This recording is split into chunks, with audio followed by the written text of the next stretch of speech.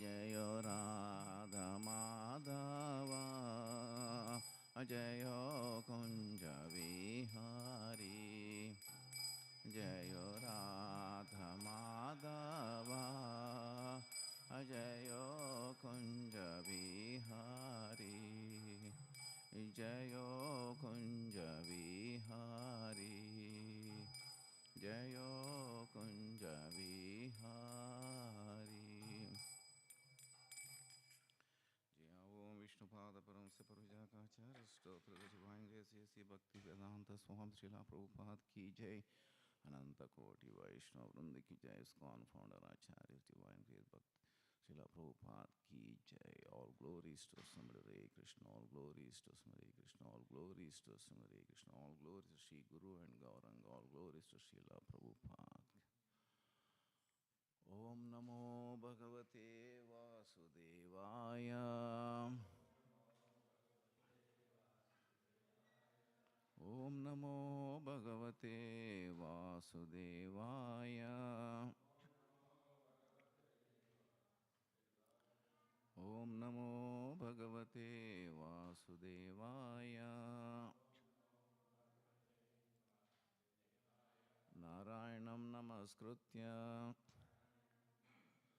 Naram Chaiva Narottamam Devim Saraswatim Vyasam Tato Jayam Udhirayet Srinvatam Swakata Krishna Punya Savana Kirtanaha Hridantasto hi abhadrani Vidunoti suhutsatam Nashtaprayeshu abhadreshu Nityam Bhagavata Sevaya Bhagavati Uttamasloke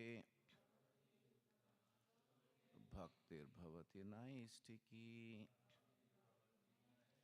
By regular attendance in classes on the Bhagavatam and by rendering of service to the pure devotee, all that is troublesome to the heart is almost completely destroyed, and loving service onto the personality of Godhead, who is praised with transcendental songs, is established as an irrevocable fact.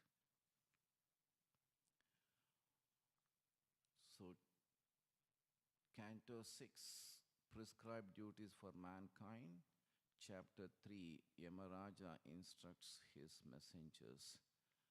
Text number 5. Yadisyur bahavo loke Yadisyur bahavo loke Shastaro dandadharinaha Shastaro dandadharinaha Kasya syatam nava kasya Kasya syatam nava kasya Mrityuschamritam evacha Mrityuscha amritam evacha Yadisyur bahavo loke Shastaro dandadharinaha Kasya syatam navakasya Mrityuscha amritam evacha.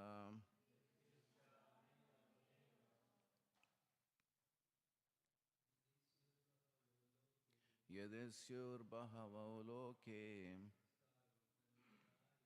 Shastaro dandadharinaha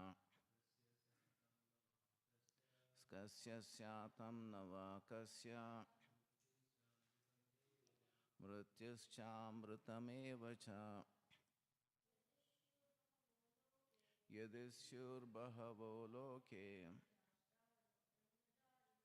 Shastaro dandadharinaha Kasya syatam navakasya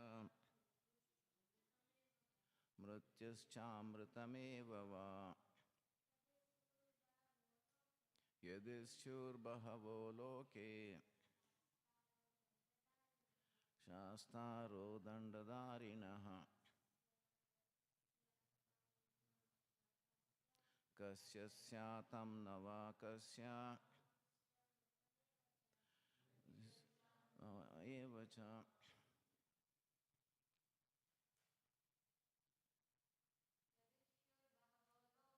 yadishchurbahavo loke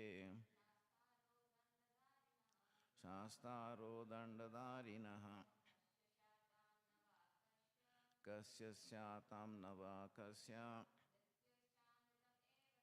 mrityuscha amritamevacha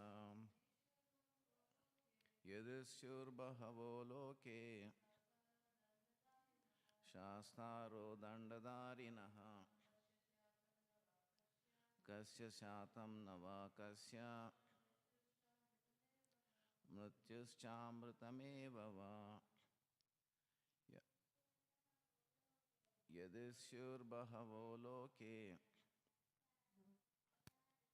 shastaro dandadarinaha kasya syatam navakasya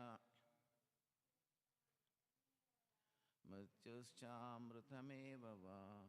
Word to word meaning by His Divine Grace, Srila Prabhupada ki jai.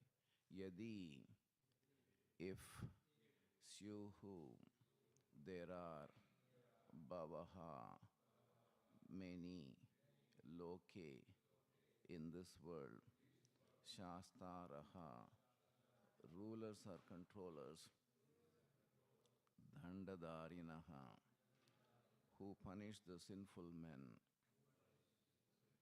kasya, of whom, syatam, there may be, na, not, va, or, kasya, of whom, mrityuhu, distress or unhappiness, cha, and amritam, happiness, eva, certainly, va, or. Translation by His Divine Grace, Srila Prabhupada ki jai. If in this universe there are many rulers and justices who disagree about punishment and reward, their contradictory actions will neutralize each other and no one will be punished or rewarded. Otherwise, if their contradictory acts fail to neutralize each other, everyone will have to be both punished and rewarded.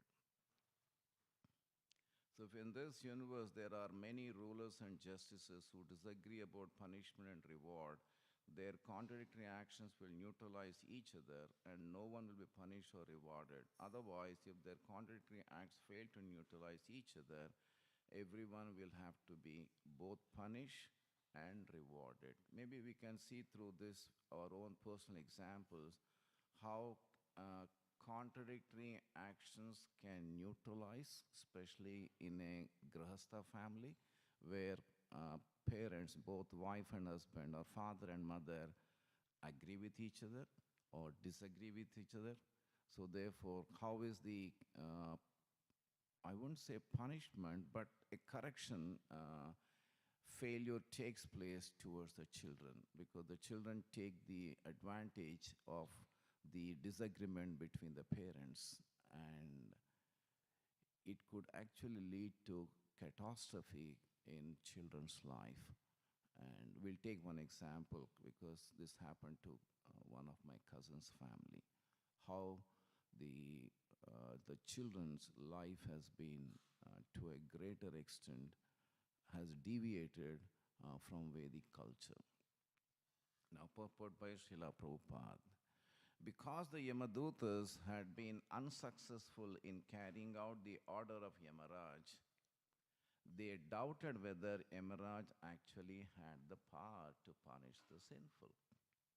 Although they had gone to arrest Ajamila, following Yamaraj's order, they found themselves unsuccessful because of the order of some higher authority. Therefore, they were unsure of whether there were many authorities or only one. If there were many authorities who gave different judgments which could be contradictory, a person might be wrongly punished or wrongly rewarded, or he might be neither punished nor rewarded. According to experience in the material world, a person punished in one court may appeal to another. No wonder this happens especially in all the countries, but more so pronounced in India. So we find a court case drags on through not one lifetime, but generations. So I have my own personal experience. We going to the court in 1986. Today is 2022. So 86, 14 years and 22. 36 years have gone by. The case is still pending in the court. Thus, the same man may be either punished or rewarded according to different judgments. However, in the law of nature or the court of the Supreme Personality of Godhead, there cannot be such contradictory judgments. The judges and their judgments must be perfect and free from contradictions. Actually, the position of Yamaraj was very awkward in the case of Ajamila, because the Yamadutas were right in attempting to arrest Ajamila, but the Vishnudutas had baffled them. Although Yamaraj, under these circumstances, was accused by both the Vishnudutas and the Yamadutas, he is perfect in administering justice because he is empowered by the Supreme Personality of Godhead.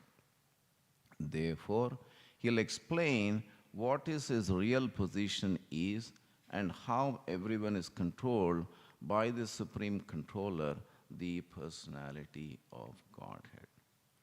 Om Ajnanatimmirandasya Jnananjana Salakaya Chakshur Unmilitam Ena Tasmai Sri Gurave Namaha Sri Chaitanya Manobhistam Snapitam Yena Bhutale Swayam Rupa Kadamahyam Dadati Swapadantikam Vandeham Sri Guru Sri Yuta Padakamalam Sri Gurun Vaishnavamscha Sri Rupam Sagrajatam Sahagana Raghunathanvitam Tam Sajivam Sadvaitam Savadutam Parijana Sahitam Krishna Chaitanya Devam Sri Radha Krishna Padan Sahagana Ta Sri Vishakhanvitamscha Mukam Karoti Vachalam Pangam Langayate Girim Yat Kripatamaham Vande Paramananda Madhavam.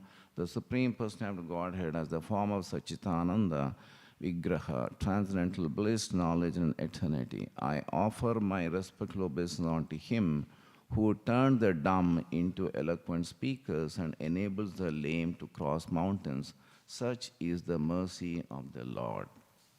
He Krishna Karuna Sindhu Deenabandhu Jagatpate Gopesha Gopika Kanta Radha Kanta Namostate Tapta Kanchana Gaurangi Radhe Vrindhavaneshwari Vrishabhanusute Devi Pranamami Hari Priye Vancha Kalpatarobhischa Krupa Sindhubhya Evacha Patitanam Pavanebhyo Vaishnavebhyo Namo Namaha Sri Krishna Chaitanya Prabhu Nityananda Sri Advaita Gadadha Sadi Gaura Bhaktarinda Hare Krishna Krishna Krishna Hare Hare Hare Rama Rama Rama Hare Hare.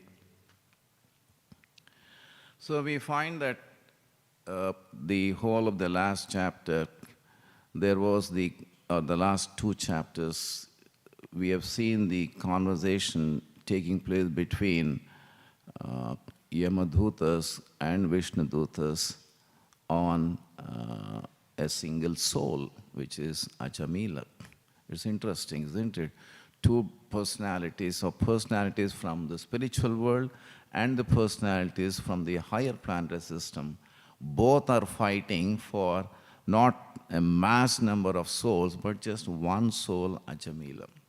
So that shows how caring is the Supreme Lord in protecting even one soul. And if anyone has done law here, That's what it is said that they take a vow or they take an oath when they get the degree that in your career ensure that you do not punish one sincere person. You may leave few insincere person, that's all right, but you cannot give punishment to one sincere person. So please ensure that. So that's the oath which a lawyer has to take at the time of receiving his degrees award. At least that was in India. I'm not sure whether that happens here in this part of the country or not.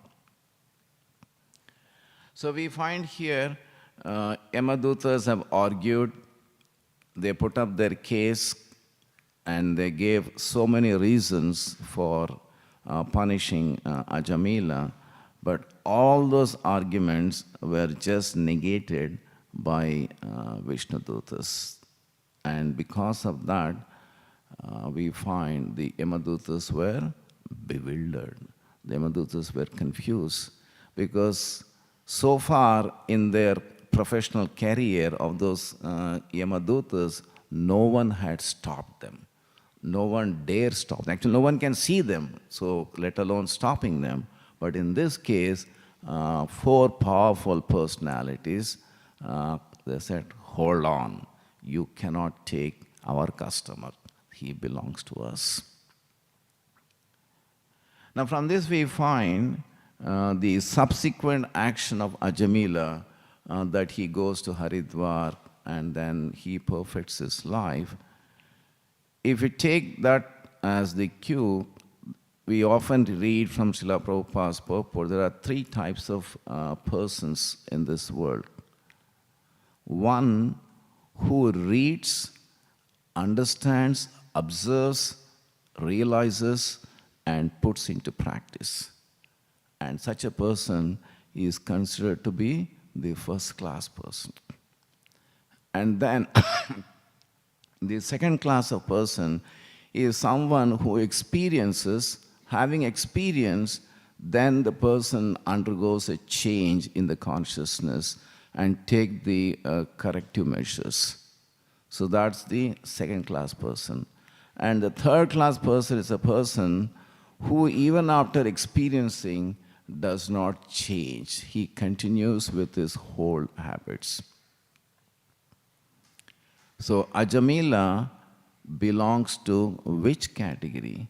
Whether was he a first-class person or a second-class person or a third-class person?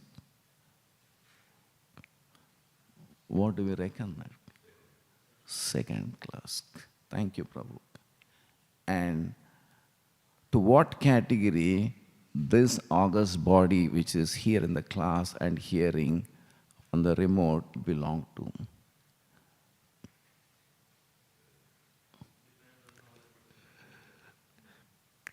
Yeah. Third class, we can't say so outrightly because none of us have experienced. Is anyone experienced out-of-body experience? Had anyone near-death experience? You had near-death experience? Okay. Is that the reason why you changed? No. Okay. So by and large, we are fortunate to have come in contact with the devotee, and then the devotee has given us the understanding, and with that understanding, we have taken to Krishna consciousness, and on this journey, each one of us is at a different pace moving forward, at different stage within the journey. So therefore, if I'm permitted, we can safely say that you're all belonging to first class category, not the second class, because none of us have experienced any death, not the third class because we have taken to Krishna consciousness. So the fact that all of you have taken to Krishna consciousness, when I say you, that includes me as well, because we may say that out of humility, no, Prabhu, I'm fallen, most fallen soul, where am I? I'm only here, you are most advanced, all that keeping aside, still we have taken to the journey of Krishna consciousness. A greater part of our life, we have assigned it to Krishna consciousness. simply by hearing others, simply by hearing from Bhagavatam, simply from hearing Bhagavad Gita, simply from hearing from devotees who wear saffron robes like Manmohan Prabhu, Arjun Prabhu, Dvija Prabhu, and then Savior Bhagavan Prabhu, although he's not looking at us, he's... Yeah, so they're all the inspiration for us to take to Krishna consciousness. They've been kind enough to give us their association continuously. And then whenever we deviate, they get padak, they give one snap, and then the correction takes place, and then we are slowly, maybe at a snail speed, or someone's at a faster speed, but we are moving forward. So long we stay in the boat of Krishna consciousness. So that's what we understand from Ajamila's pastime. And therefore, in the purport, not for purport, for the summary of this chapter, Prabhupada says, intelligent persons, however, take to devotions of the Lord. When they chant the holy name of the Lord without offenses, they are no longer subjected to my rulings. So therefore, Prabhupada is certifying that all those who have taken to Krishna consciousness, they are intelligent. They are not like, Prabhupada, the previous statement says, not like other learned scholars headed by Jaimini, especially if you are in India. There's, oh, Bharadwaj, Jaimini, that's great exalted personalities. Do you know them? But here Prabhupada is saying, other learned scholars headed by Jaimini are almost always covered by the illusory energy. Always covered by illusory energy, and therefore they are more or less attracted by the flowery language of the three Vedas, namely the Rig, Yajur, Sama, which are called Trayi. So therefore we find that when we go through the summary for this chapter given by Srila Prabhupada, it gives us immense hope in our life in Krishna consciousness. Ajamila chanted, I'm reading just those lines by Srila Prabhupada. Ajamila chanted the holy name of the Lord Narayana, and simply by a glimpse of the chanting of the holy name, not seriously chanting, glimpse of the chanting of the holy name, he immediately achieved the association of Lord Vishnu's order carriers. So that statement is so profound, and so it just penetrates to our heart, that it gives us so much of hope that yes, we may be chanting with offenses, but at least in our lifetime, having chanted or having been chanting so many times, at least once we would have chanted offenselessly. And at the time when the spiritual energy of the Lord, that mantra, would have gently touched the spirit soul, and you feel, wow, it's like an electric shock going through. So that once would have happened, and that once carries forward all through our life in our spiritual journey. Then Prabhupada's another statement in that summary. It's a fact that even a chronically sinful person who chants the holy name of the Lord, although not completely without offenses, please note, although not completely without offenses, does not take another material birth. So this is once again another statement from Srila Prabhupada that gives us so much of assurance that yes, I'm making an attempt, I may be chanting with offenses, or I am chanting with offenses, but still there is a hope for me that at the time of my end breath, there is Srila Prabhupada who would carry us forward in the right direction. Then, looking at the Yamadutas, with material senses, no one can attain enlightenment about him. So when you have material senses, none can have the enlightenment about him, the Supreme Lord. The Lord, the master of the illusory energy, possesses transcendental qualities for the good fortune of everyone, and his devotees are also qualified in that way. So therefore, his devotees are also qualified. They understand the Sambandha Gyan, the Lord and their relationship, and what is that exactly that they are required to do. And Prabhupada makes another beautiful statement. One is somewhat interested in spiritual life. The devotees of the Lord protect him in many ways. And so that's how we are enveloped with the protection of the devotees. Now, commenting on this chapter, or in this section by Gurudev in his book, The Veil Begins to Part. Has anyone read this book? The Veil Begins to Part. Because Unveiling Lotus Feet is the first 6 chapters, and then the next 2 chapters, 6 and 7, talks about the veil begins to part. And the text 3 to 10, Gurudev gives the statement, the Yamadutas ask their master whether his authority is supreme. So this section, the Yamadutas are asking, are you supreme? Out of politeness, we may not ask anyone, are you supreme? But here Yamadutas, fearlessly, are asking their master, are you really supreme? Because on your behalf, we went to capture a soul, and then we could not capture the soul. And Yamadutas are asking, Gurudev comments, provoking questions. And it is meant for every intelligent person to consider. What are the provoking questions the Yamadutas are asking? Is that whatever we may do in our material life has no value ultimately. Whatever we may do in our material life ultimately has no value. Why?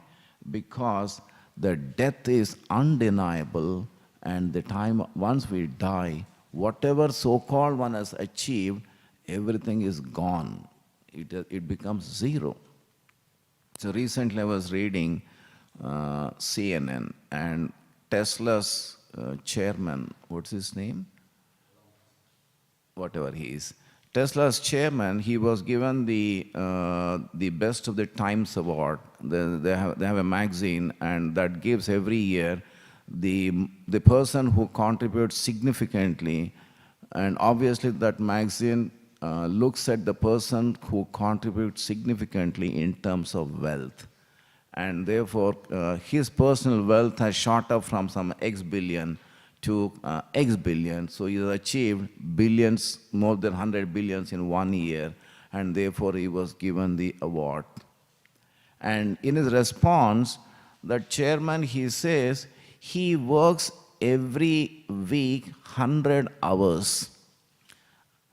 Having achieved or sitting on a pile of nearly $300 billion, this poor guy is still working every week 100 hours to achieve what? Here the Yamadutas are saying all that is waste, because this place is a Matyulokam. It's a place of death, and nothing can be taken while you are living. And Gurudev gives 3 verses to substantiate from Bhagavad Gita 2.27, Jatasya hi dhruvo mrityur. That's one verse. One who has taken his birth is sure to die, and after death one is sure to take birth again. So that's the verse Gurudev quotes. Then he quotes 10.34, Mrityuhu sarva haraschaham, that I am all devouring death. And then 8.16, Abrahma bhuvana loka puna avartino arjuna, that from the highest planet in the material world down to the lowest, all are places of misery wherein repeated birth and death takes place. So to substantiate what Yamadutas are saying, look, if death is the reality and you are the ruler of the death, then your rule should be the ultimate law. But that doesn't seem to be the case, because we could not capture Ajamila. And in this verse, we find that if in this verse there are many rulers and justices who disagree about punishment reward, their contrary actions will neutralize each other and no one will be punished or rewarded. So if you find that if a child commits a mistake and mother says the child should be punished, for some reason the father says no, the child cannot be punished. What is the result? As in this case it says that contrary actions will neutralize each other. So the child does not get the punishment. When the child commits a mistake and both the parents agree, then there's a possibility, as here it says, that the punishment will have, they may be punished multiple times. So father also punishes and mother also punishes. So when they disagree with each other, the child escapes. And when both of them agree, the child gets multiple punishments. And in both the cases, that is not correct. That's what Krishna Chakravarti Thakur says, that if there are many controllers, what is the problem? The problem is you get two actions. So what are the two actions? One is the mrityu and the other is amritam. So one gets the hell or the other gets the heaven.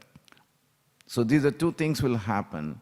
And we find fighting or showing disagreement in front of the children will have a disastrous future for the children. Because that means that mother and father are disagreeing with each other, and therefore it indicates they are fighting with each other. And that fight you may do in the absence of children, but not in the presence of children. When you are doing in front of the children, it will psychologically impact the children so much so that when they grow up, they become weak in their understanding. They do not have confidence because they wouldn't have received the required love and affection from the children, because parents themselves are fighting and the children deviate from the Vedic culture completely. And I can give my own cousin's example, because the parents, my cousin and my cousin's wife, they fight with each other so much so that today they're grown up two daughters, they refuse to marry. They said that, why should we get married? We have seen our marriage, you both, father and mother are fighting, and what if I get a husband like you? Then my life will become miserable. I'm better off staying as it is unmarried rather than get married and once again have the same problems. So therefore they refuse to get married. So it's a chetavani, it's a warning to those parents who have young kids. Never ever fight if you have any disagreement in front of your own children. Please don't do that. You can do it behind, but not in front of them. In front of them, a single voice should go. Even if one of the partners, the father, seems to underestimate or gives maybe some extra punishment to the child, doesn't matter. You can show extra affection, not at that time, but later on, so that the child understands that if the child is erring, the child is going to get the punishment. And that is in the interest of the child, and of course in the interest of the parents as well, because today my cousin and my cousin's wife, they are crying because having born in a Vedic family, so-called Brahmin family, brought up in Vedic culture, going to temples regularly, but that mood they could not inculcate within themselves, and therefore they could not pass it on to the children. And today, children are suffering, and they are also suffering. Now, this multiple controllers is a sort of, I would say, we find people practicing Vedic culture and outside the Vedic culture, they are bewildered looking at what we call as polytheism. If you look at These are the terms which we encounter in Srila Prabhupada's words and other senior Vaishnavas. We talk in terms of atheism, someone who does not believe in the existence of the Lord. Then theism, where a person believes in a supreme authority, supreme Lord. Then polytheism, where there are multiple gods. It's a doctrine or it's a philosophy, it's a theory where there are multiple gods. And people from outside Vedic culture, when they look at so-called Hinduism, they say, wow, Hanuman is a god, then Murugan is a god, Ganeshji is a god, Lord Shiva is a god, and Vishnu is a god, Rama is a god, Krishna is a god. Who is the god? Who is not the god? It's so much of confusion. And when we talk to, once again I give my own example, my friends, my cousins, Ni namakam nidra, na namakam nadi. Your faith is your faith, my faith is my faith. So you don't tell me who is supreme, what is Bhagavad Gita. I know because I'm also born in this culture. Just because you're putting a tilak doesn't mean that you know better than me. You don't have to tell me. So this is the way how we have been brought up, and we live in a state of confusion. And this confusion has even created confusion for people from outside Vedic culture. So therefore in Abrahamic religion, they say that when you say Abrahamic religion, it is Christianity, Islam and Judaism. So they say that there is monotheism, they are not polytheism. We have only one God. And so who is that one God according to Islam? It is Allah. Anyone else, so they have the God and gods. Allah is the God. Anyone else is a false representation of Allah. So they don't say demigod, they say false representation. So Krishna is a false representation, Rama is a false representation, anyone else is a false representation, and therefore they label all of us as kafir, or you're all infidels who do not have faith in Allah. And therefore, what did they do for the last 500 years in India? They took the sword and then they destroyed, whether it is Rama temple or Krishna temple or any temple, because they said that this is against our understanding, and therefore they went on smashing all the temples. And in turn, Vedic culture calls them as mlechas. You call us as kafir, we call you as mlechas or yavanas. You're all meat eaters, cow eaters, so you're all dog eaters, you're useless guys. So you don't have any understanding. And therefore we say religious tolerance.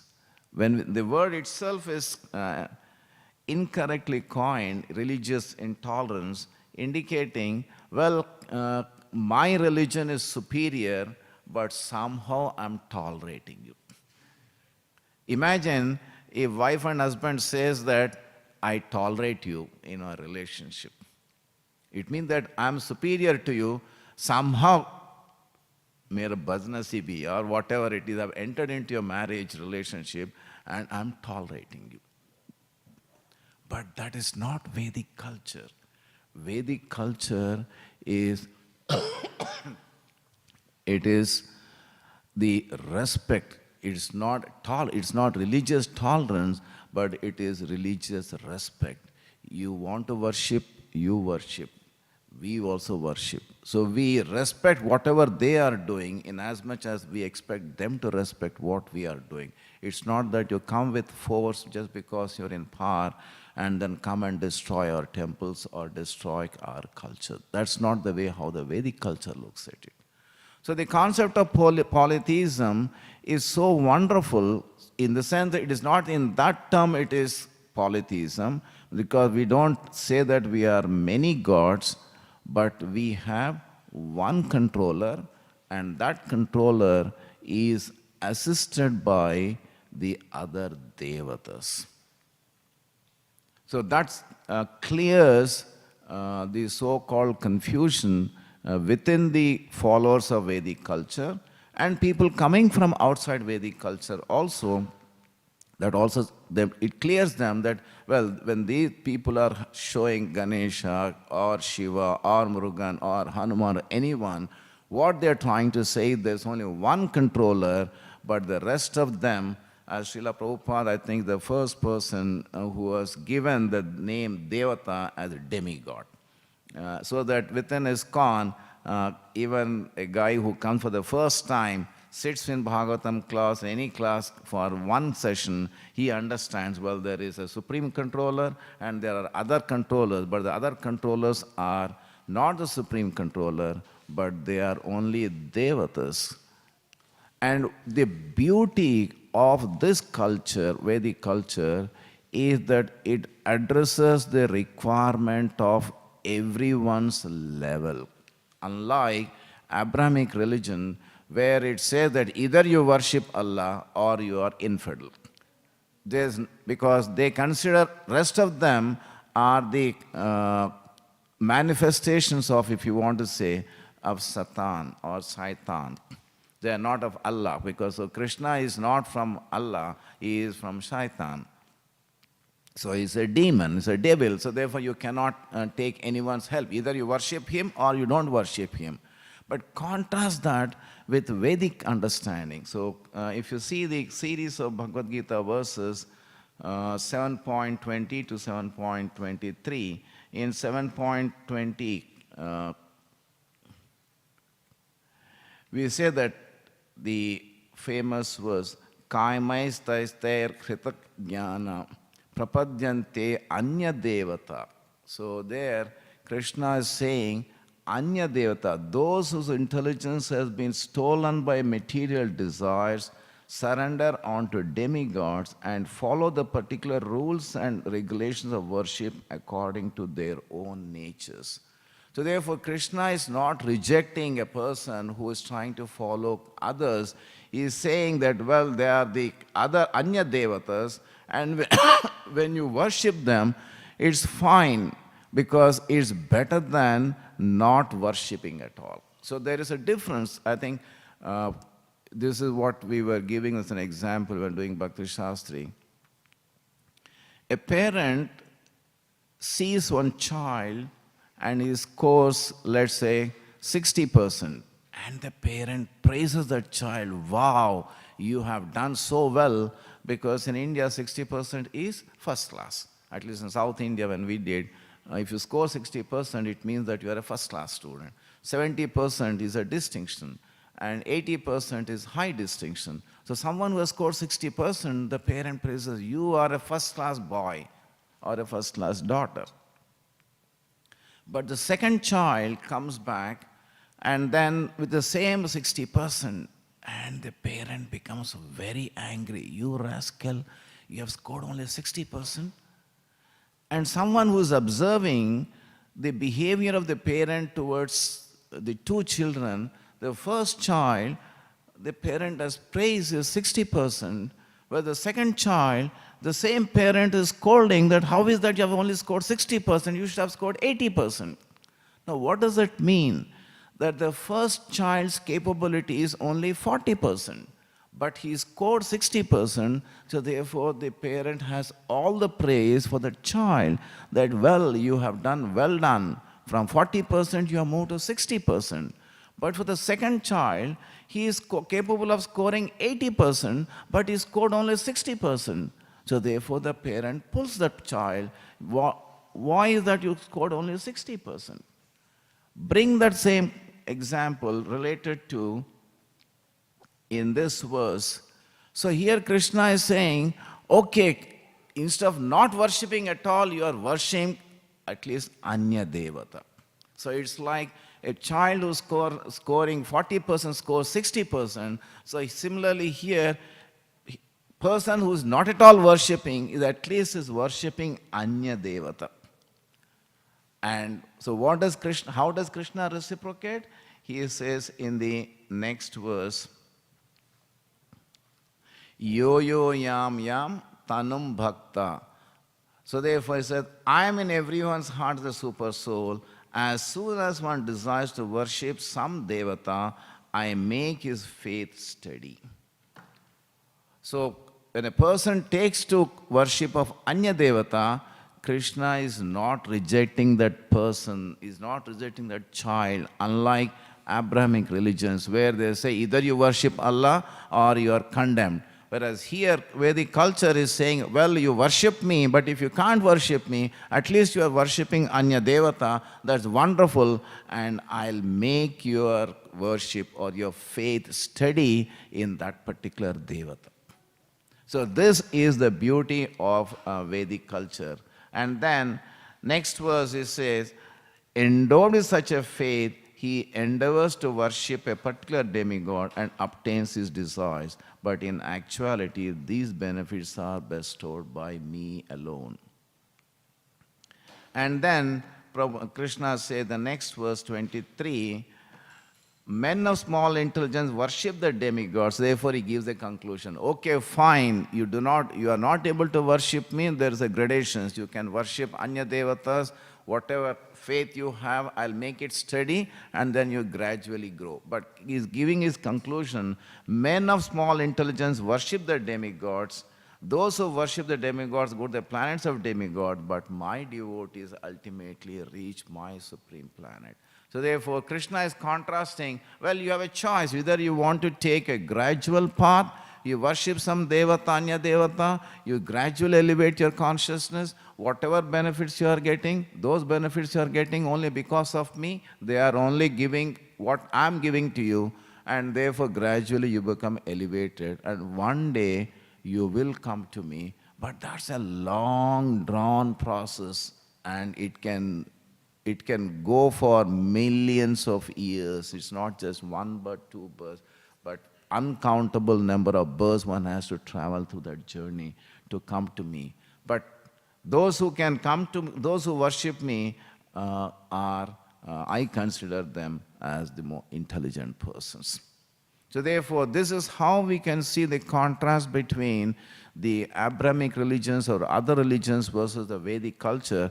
But this beauty is not known to even practitioners of Vedic culture unless they are fortunate enough to come in contact with an exalted personality like Srila Prabhupada. Unless someone reads Srila Prabhupada's books, person cannot come to this understanding. Otherwise, we'll also be thinking, well, Hindu culture, so-called, or Vedic culture is polytheism. It is not polytheism. It is a method or an approach or a siddhanta where you are given a gradual elevation or a direct elevation. The most intelligent person, as Srila Prabhupada says, the summary of this chapter, is a person who takes directly to Krishna consciousness. But otherwise, you will end up in taking the gradual process. At least you take the gradual process and elevate your consciousness. But otherwise, as he said in the purport here, that in the material world, there seems to be contradictions, and the court cases are typical situations where one lower court gives one judgment and then the next court overrules that judgment. And within the higher court also, a single judge gives one judgment, then a three-bench judge that goes for, maybe they can reverse it, and if the person or the participants who are fighting the case are very powerful or have a lot of money, then they refer to the bigger bench, 5-man bench or a 7-man bench. It's called a constitutional bench, and then that bench decides.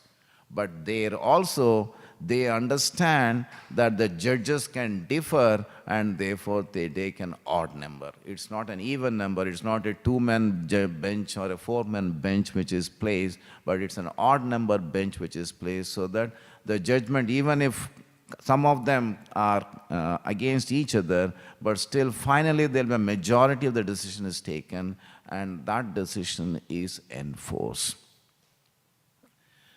So this is what is possible.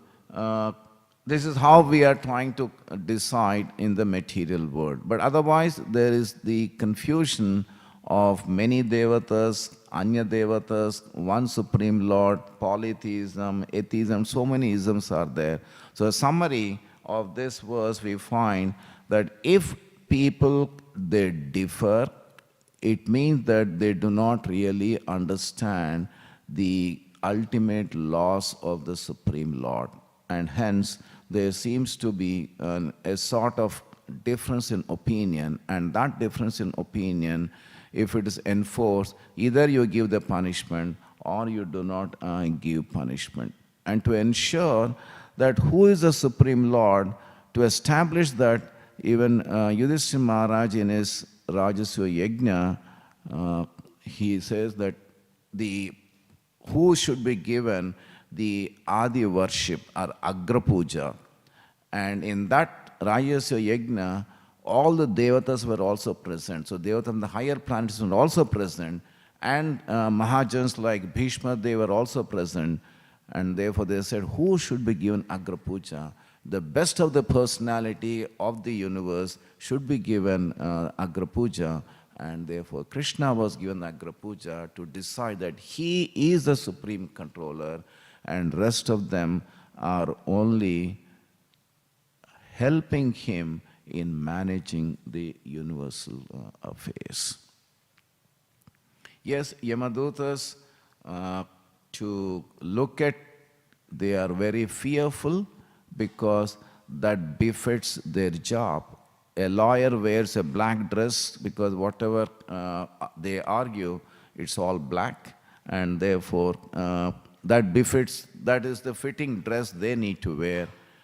Doctors wear a white dress. Similarly, Yamadutas are given that particular dress, ferocious dress, so that they can instill fear, at least at that time, so that the person may not commit mistake in their next lifetime, or that stands as an example for others who are still living not to continue with their sinful activity and make a change in correction. So an intelligent person looks at this, understands this, and makes a quicker correction by the association of wonderful persons like devotees, especially in Krishna consciousness, followers of Srila Prabhupada. Yet, with this, I stop at this stage. If any question? Yes, Mataji.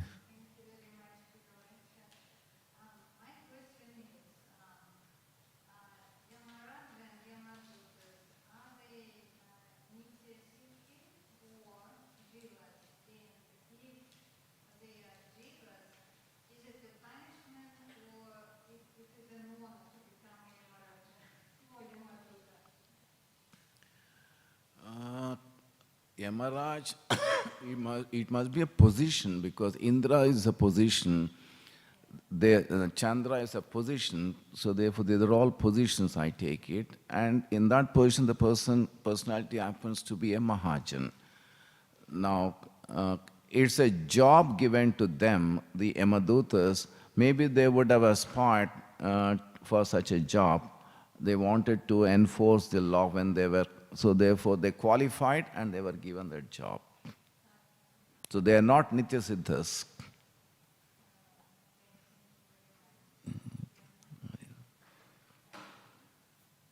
Yeah, any other question or any comment?